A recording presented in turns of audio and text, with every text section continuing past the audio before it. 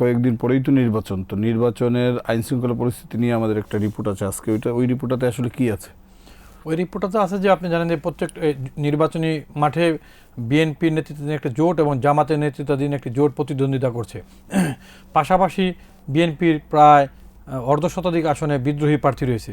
সব মিলেই দেশের যে সার্বিক আইন শৃঙ্খলা পরিস্থিতিতে বড় ধরনের কোনো অঘটন এখন পর্যন্ত না ঘটলেও যে বাদ চলছে এবং নির্বাচনের দিন যত ঘনিয়ে আসছে, আইন শৃঙ্খলা বাহিনী এবং গোয়েন্দারা নানা রকম অজানা আশঙ্কা করছে। এর মধ্যে উল্লেখযোগ্য হচ্ছে যে থানা থেকে আপনি জানেন যে গত বছরের 5ই আগস্ট বিপুল পরিমাণ যে অস্ত্র লুট হয়ে গিয়েছিল, সেই অস্ত্রের একটা বড় অংশ, প্রায় সহস্রাধিক অস্ত্র এখন উদ্ধার হয়নি। সীমান্ত দিয়ে বিভিন্ন সময় অস্ত্র আসার খবর রয়েছে, সিলেট সীমান্ত দিয়ে বিস্ফোরক আসার একটা খবর রয়েছে।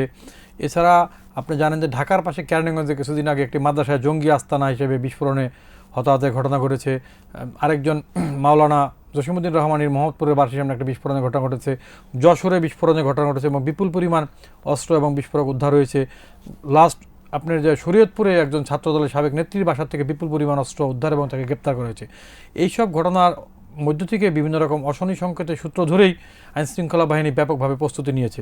অলরেডি আইন প্রয়োগকারী সংস্থার যে কটা ইউনিট রয়েছে তাদের সমন্বয়ে যৌথ বাহিনী গঠন করা হয়েছে এবং যৌথ বাহিনীর নেতৃত্বে অপারেশন ডেভিল হান্ট 2 ফেজ চলছে।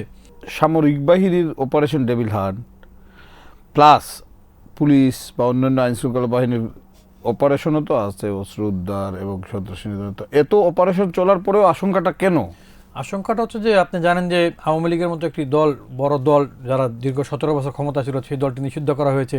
তারা সোশ্যাল মিডিয়াতে বিভিন্ন রকম ক্যাম্পিং করছে যে নো ভোট, নো ভোট, তা ভোটের বাক্সে লাথি মারো, এরকম নানা রকম প্রচারণা আছে। এই সব আশঙ্কা থেকে এবং অপরাধীরা সবসময় নানানভাবে, আপনি জানেন যে ভোটের আগে কিছু ইনসিডেন্ট দেশে হয়েছে যেগুলো আলোচিত।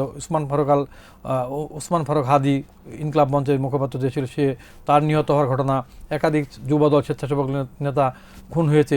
এইসব থেকে তো আসলে অপরাধীর যে মাঠে বিচরা এবং তৎপরতা, সেটার একটা পূর্বাভাস রয়েছেই। আর অপরাধীরা সবসময় সুযোগ খুঁজে, যেহেতু অপরাপর প্রতিদ্বন্দ্বী প্রার্থী রয়েছে, বিদ্রোহী প্রার্থী রয়েছে, এ কারণে ভোটের মধ্যে একটা অস্থিরতা সৃষ্টির সুযোগ রয়েছে। আপনি অলরেডি দেখেন না, কিন্তু আওয়ামী লীগ কিন্তু, যেমন আমরা যদি অতীতে দেখি 96 সালের 15 ফেব্রুয়ারি ইলেকশনে তারা ইলেকশনটা প্রতিহত করার ঘোষণা দিয়েছিল, কিন্তু এইবার কিন্তু আওয়ামী লীগ বলছে নো ভোট, নো ভোট। সেই ক্ষেত্রে তারা কিন্তু ভোট দিতে না যাইতে আহ্বান করছে, কিন্তু ইলেকশন তো মানে প্রতিহত করার কোনো ঘোষণা দেয় নাই। তাহলে কেন আমরা এইটাকে কনসিডার করব যে ঝামেলা হতে পারে? না, আইন প্রয়োগকারী সংস্থা এবং পুলিশের আইজিপি মহোদয়, ডিজি, বিজিবি সহ অন্যান্য 3 বাহিনী প্রধান যারা স্পষ্টভাবে বলেছেন যে এখন পর্যন্ত নির্বাচন মানে ভণ্ডুল কিংবা অনিশ্চিত হওয়ার কোনো সম্ভাবনা তারা দেখছেন না। বাট তারা সব রকম প্রস্তুতি নিয়ে, কোনো কখনো ঘটতে পারে, ব্যালট পেপার ছিনতাই হইতে পারে, ব্যালট বাক্স ছিনতাই হইতে পারে, মব হইতে পারে।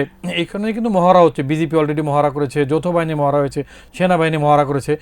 এমন কোনো আইন প্রয়োগকারী সংস্থা এবং সরকারের পক্ষ থেকে কোনো লিকেজ রাখতে যাচ্ছে না যেটা তাদের জন্য পরবর্তীতে একটা উদাহরণ হয় যে না, তোমাদের এই ব্যর্থতা ছিল, এই কারণে আইন শৃঙ্খলা পরিস্থিতি কেন্দ্র নিয়ন্ত্রণ করা যায় না। তাহলে তো আমরা বলতেই পারি যে ইলেকশনে বড় ধরনের কোনো অঘটনের আশঙ্কা নেই।